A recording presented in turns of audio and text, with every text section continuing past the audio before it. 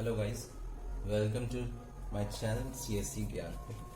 तो last time हमने बात की थी टाइम कॉम्प्लेक्सिटी, और ऐसे लूप्स की टाइम कॉम्प्लेक्सिटी क्या हो जाती थी, एन। यहाँ पे time complexity big of n हो जाती थी, ठीक है, ये एन के इक्वल। तो अब हम एक टाइप की क्वेश्चन की बात करने वाले हैं जिसमें कि एग्जीक्यूशन में मल्टीप्लाई होगा, ठीक है। तो आइए देखते हैं दूसरे टाइप का question. For i is equal to 1, i less than equal to n, और i is equal to i into 2, let's suppose ये है, ओके। अब यहाँ नीचे a is equal to b plus c है, ओके।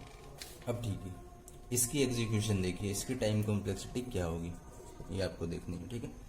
तो आइए देखते हैं। जब ये पहले क्या हो रहा था, पहले जो हम क्वेश्चन करते थे उसमें क्या हो रहा था कि वैल्यू 1 से 2 पे जा रही थी, ठीक है, 2 से 3 पे जा रही थी, 3 से 4 पे जा रही थी, 4 से 5 पे जा रही थी, ऐसे करके n तक जा रही थी, ठीक है। पहले ये हो रहा था पहले के क्वेश्चनों में। अब क्या हो रहा है, अब देखिए, पहले i इज इक्वल टू 1 होगी यहाँ पे, फिर i इज इक्वल टू 2 होगी, और इस पे ध्यान देना, i is equal to 1 i into 2, ठीक।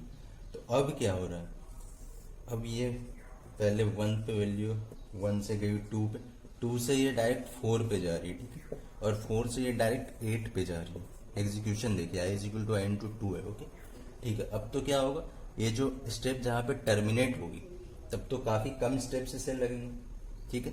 पहले मान लीजिए 100 स्टेप लग रहे थे, अब तो इसे 10-12 स्टेप ही लगेंगे, क्योंकि ये i is equal to i into 2 है, बहुत कम स्टेप लगेंगे। तो ये याद रखिएगा, जब भी ये मल्टीप्लाई का केस होगा एग्जीक्यूशन में, तब टाइम कॉम्प्लेक्सिटी इसकी हो जाएगी log n, ठीक है।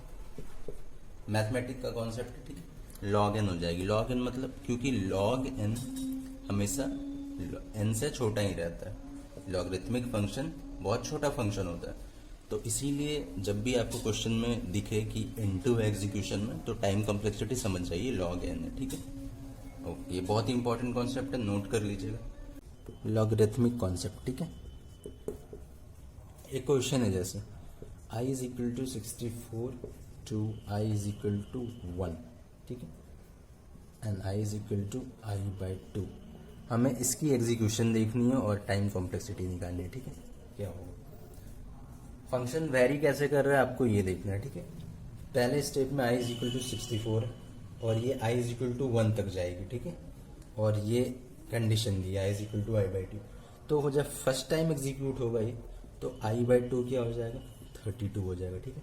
सेकेंड टाइम एग्जीक्यूट होगा ये 16 हो जाएगा, फिर 8, फिर 4, फिर 2, फिर 1, ठीक है, i इज इक्वल टू 1 आएगा, यहाँ पे स्टॉप हो जाएगा।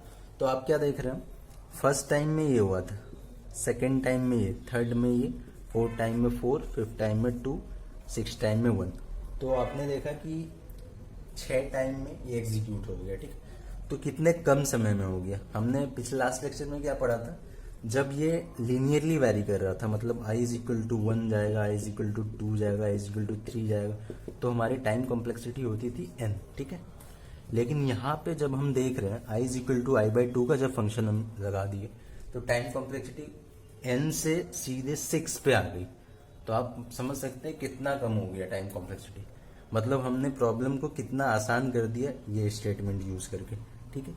तो इस केस में टाइम कॉम्प्लेक्सिटी log n हो जाएगी। अब log n का कॉन्सेप्ट क्या है, ठीक है, ये देखते हैं।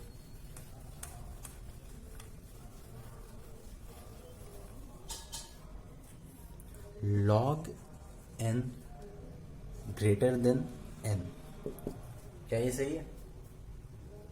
जी नहीं, log n हमेशा छोटा होता है n से, ठीक है। log n ये काफी छोटी फंक्शन है, ठीक है, और n काफी बड़ी फंक्शन है। log n काफी छोटा है n से, तो इसीलिए जब किसी भी प्रॉब्लम को हम ऐसे टुकड़ों में करते हैं कि वो बहुत कम स्टेप में सॉल्व हो जाए, तो उसकी टाइम कॉम्प्लेक्सिटी log n आ जाएगी, ठीक है।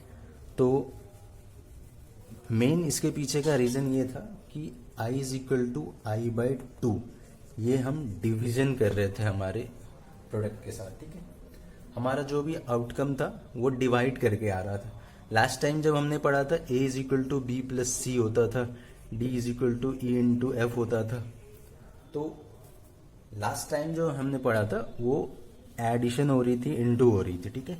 तो वहां पे यूनिट्स ऐड हो रही थी, ठीक है, और टाइम ज़्यादा लग रहा था किसी काम को करने में। लेकिन यहाँ पे जब डिवीजन परफॉर्म कर रहे हैं तो टाइम कॉम्प्लेक्सिटी हमारी आ रही है लॉग एन, ठीक है। ये बहुत इंपॉर्टेंट कॉन्सेप्ट है। तो इसे याद रखने के लिए ये करना है कि मैं एक ट्रिक देता हूँ, ठीक है। आपको देखना है क्वेश्चन में इटरेटिव प्लस, ठीक है। जहां आप देख रहे हो बार बार एग्जीक्यूशन में प्लस आ रही है, जैसे ये था a is equal to b plus c, ये स्टेटमेंट थी। जब n इज इक्वल टू 1 थी तब ये एग्जीक्यूट हुआ, n इज इक्वल टू 2 हुई जब तब ये एग्जीक्यूट हुआ, n इज इक्वल टू 3 हुई तब भी ये एग्जीक्यूट हुआ। तो यहाँ पे क्या इटरेटिव एडिशन थी, तो टाइम कॉम्प्लेक्सिटी आ रही थी बिग O ऑफ n, ठीक है। लेकिन जब डिविजन और मल्टीप्लीकेशन का केस आएगा, ठीक है, तो टाइम कॉम्प्लेक्सिटी आपकी आएगी लॉग n, क्योंकि उस काम को करने में काफी कम टाइम लगेगा, ठीक है। आपने देखा कि 6 स्टेप में 64 से 1 पे आ गया, तो वहां पे लॉग एन। जिस प्रॉब्लम को सॉल्व करने में काफी कम टाइम लग रहा है तो आप सीधे वहां पे समझ जाइए कि टाइम कॉम्प्लेक्सिटी लॉग एन होगी, ठीक है। ये था कॉन्सेप्ट। अब हम वापस गेट के क्वेश्चन पे आते हैं जो हमने देखा था, ठीक है।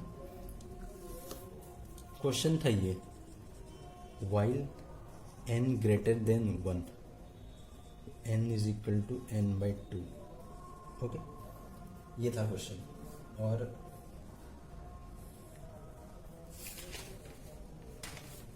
ठीक है, ये था क्वेश्चन। ये गेट 2006 में आया था, ठीक है। तो यहाँ पे हम सॉल्यूशन देखते हैं। तो हम let n is equal to क्या मान लिए थे, 1000 मान लिए थे, ओके। अब ये फर्स्ट इटरेशन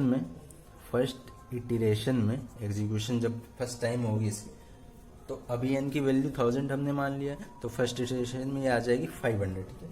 सेकेंड इटरेशन में आ जाएगी ये 250, थर्ड पे आ जाएगी 125, ऐसे करते करते 100 चलेगी, ठीक है।